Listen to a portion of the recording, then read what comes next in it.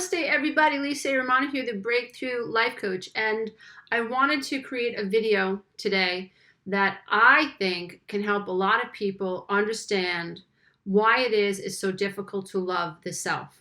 And I can, speaking for myself, right?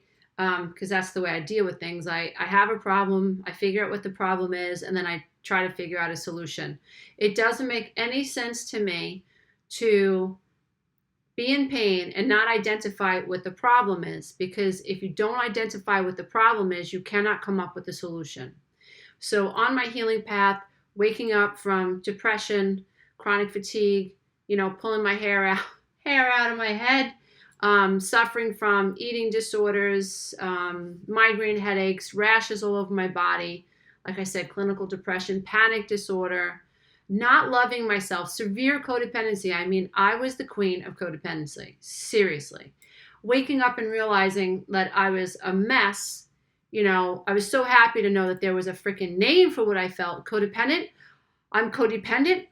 That's awesome. At least there was a freaking name for how I felt. I was so excited. Didn't know what it meant at the time, but I made it my life's mission to figure out what it meant to be codependent. Along my path, I discovered that not only was I codependent, was I needy? Was I a people pleaser? Not only did I lack a self, I didn't know I had a self. What the hell is a self? I have a self? I didn't know that. And so then I realized that even though I had a big mouth and I complained a lot, I stamped my feet a lot, I didn't love myself. Did not love myself. So on the healing journey, what I learned to do was get, very analytical about my life, and I began to identify the problems I had. One of the problems was I was codependent. Deeper than that, I was codependent because I had a non-self. I didn't lack a self. And so part of my journey was understanding what it meant to be codependent, developing life skills to help me not be codependent, but absolutely, I had to learn how to love myself. This is how I approached it. And if you're interested, I've created a 4-part video series that's available immediately, unlike my 12-week breakthrough coaching program where you have to wait for the class to start because I moderate it with a team.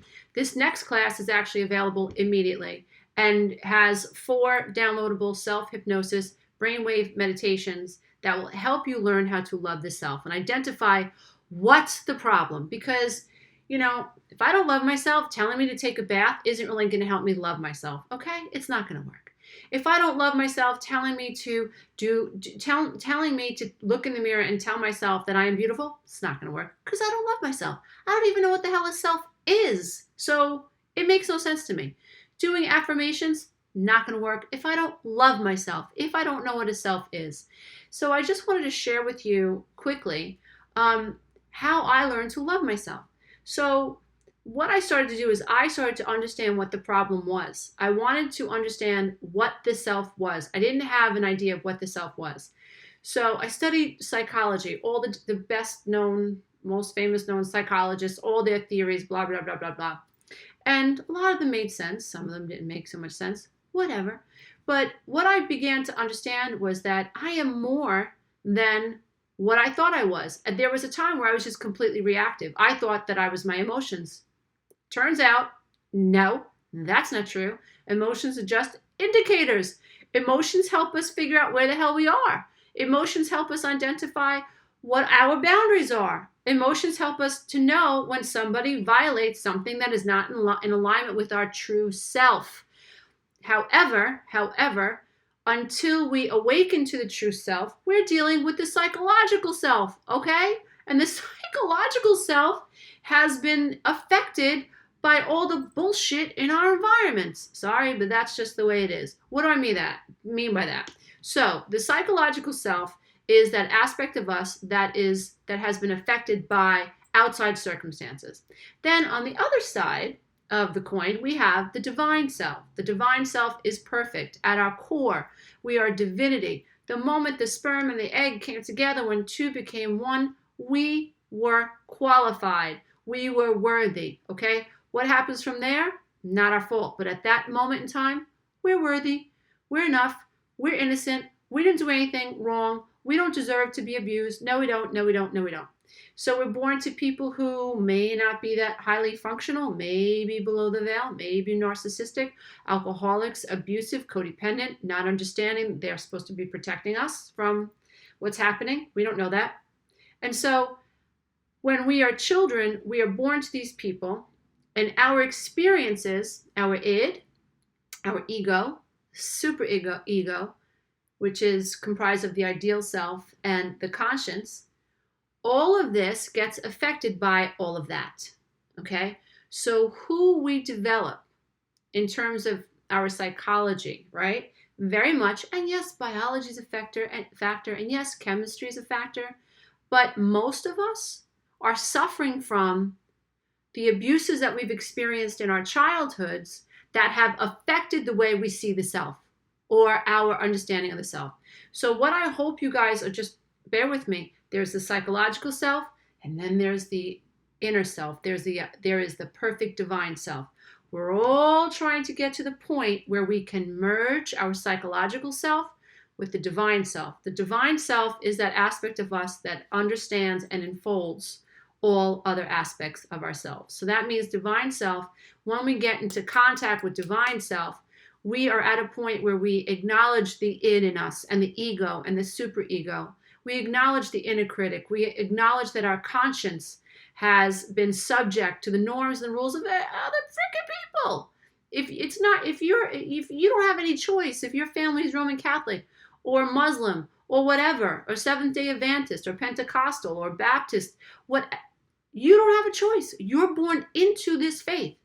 Whatever that faith believes about homosexuality, whatever that faith believes about other people, whatever that faith believes about other religions, you now have become brainwashed or conditioned to believe that to be true. Please hear me, dear ones. I'm not knocking anybody's religion. I'm just explaining what happens. I'm just explaining what happens to us as we grow up and we're developing ideas about the world. The way we see the world is the result of what we've experienced from the outside. And we're tiny little babies. Everything that mommy and daddy think, we naturally think because we've been conditioned to think that way. So we have the psychological self, we have the id, we have the ego, we have the superego. Now, if you have an inner critic, okay, really interesting. If you have an inner critic that is telling you suck and telling you how ugly you are and pointing out all your cellulite, and did I say that right? Cellulite, however you want to say it. Ladies, you understand what I'm talking about. If you have an inner critic that tells you that you're ugly, that you're old, that you're too old, you're never going to manifest anybody, you're too damaged, you're too this. Interestingly enough, only people who come from abusive homes who have been criticized have a really rough inner critic. My husband, my current husband, came from a very loving family. He knew his mother loved him. And even though his dad was very, he was arrogant, and he was difficult to deal with, my husband says he always knew his father loved him.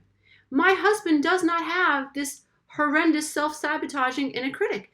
It does not exist. The few people that I know that grew up feeling loved don't have this inner critic. Now, if you're watching my channel, if you've taken one of my classes, if I've coached you, and if you're in my Facebook group, if you follow me on Instagram and Twitter, chances are you have a pretty rough inner critic like I did. You suck, you're ugly, you're no good, you're too fat, blah, blah, blah, blah, you're not smart, you're not interestingly enough, you're not enough, blah, blah, blah, vomit, vomit, vomit, right? My whole life, I thought I was bad. I heard a voice tell me, you are bad, you are no good, okay? Because that was my experience from the outside. Other little girls that grew up, in homes where mothers and fathers got along, there was respect, they didn't have that inner critic because they weren't criticized from the outside. They felt loved. Hard to believe that is possible. But I like to think that at least as I became more enlightened and became more evolved, that my mothering became more authentic, and my children now are able to feel loved, at least with my younger one. I know my older one has an inner critic that's probably awful because of the way I raised him. I absolutely know that because I was critical of him. I thought I was doing the right thing. I wasn't, and it's very difficult to deal with. But I have to know, like Maya Angelou says, when you know better, you do better. So dear ones, I want you to understand, if you're having a difficult time loving the self, you have to understand that there is a doorway, okay? The Bible says, knock and the door shall open. I'm only here as a messenger to help you know that there is an absolute door between you, your psychological self, the part of you that has been affected by everybody else's bullshit, okay? That's not your fault. You have the psychological self, your id, your ego, your super ego, the inner critic, the idealized self, the conscience, blah, blah, blah. All of your experiences from the outside have helped you create this version of yourself, right? So if you're very critical of yourself, if you don't think that you're very smart or you're very witty or you're this or you're that, or if you're very negative about yourself, understand that's the psychological self. If you have been abused in childhood and you have learned to tone down your needs because of the needs of your parents, right? They weren't there for you, so you had to deny what you felt just to survive. That's part of how the ego got created, okay? And ego gets a bad rap. Ego gets a bad rap. Ego is always trying to mitigate the needs of our inner child and the outside world, okay? And then the superego, like I said, the superego is comprised of the ideal self, which mommy says you should be an engineer even though you want to be a ballerina. Mommy says you should be a lawyer even though you want to be a writer. Daddy says blah, blah, blah, blah, blah. You are gay, but your religion says you should be straight. That's your ideal self. That plays into your conscience, your moral code, how you judge yourself. Blah, blah, blah, blah, blah. That's all part of the psychological self. And on the other side is your ideal self. Is your real self, is your authentic self, is your enoughness, is your knowing, is your connection to all that is your God self. You are literally creator incarnate in flesh. But it is the psychological self. It is the aspects of the outer world that have affected the psyche, the psychological way you view yourself, your psychological self. Now, in between the psychological self and the ideal self is a door, okay? And as you continue to heal, you are able to see that there's a door, and eventually you'll be able to knock, that door will open, and you and your authentic self, your divine self will merge and become one. This is integration. Now, okay, on a quantum level, because we're not only a psychological self and a divine self, we're also a quantum being, okay? We are. It is. We've got to get over it. I'm not just eyeballs and eyelashes and hair. I am a vibrating quantum subatomic being that is interfacing with this matrix. I am. You are. We're all responding to the field. Well, actually, no. The field is responding to us. Yes, the field is responding to us. How we think is the way is affecting what we see in the outside world, okay? A lot going on, a lot to come out of my mouth, but I have a lot to share. Now, the psychological self, the divine self, vibrational self. Your vibrational self is always going to side with and honor what aspect of you is more emotionally charged. So if you've got a lot of pain that's unresolved, psychological self, so your vibrations are going to be in alignment or going to be resonating. Actually, you're going to be resonating, giving off, emitting the vibrations that equal the wounds that have yet to be healed. Now, as you heal, and as you heal, and as you heal, as you heal psychological cognitive dissonance, as you go from I am not worthy to, wait a minute, I am worthy. I'm a divine being. I've just got to walk through that door. I've got to heal myself. I've got to learn to love myself. If I'm codependent, I've got to figure out what that means. I've got to touch the wounds that other people have taught me to deny. I've got to learn how to validate myself, okay?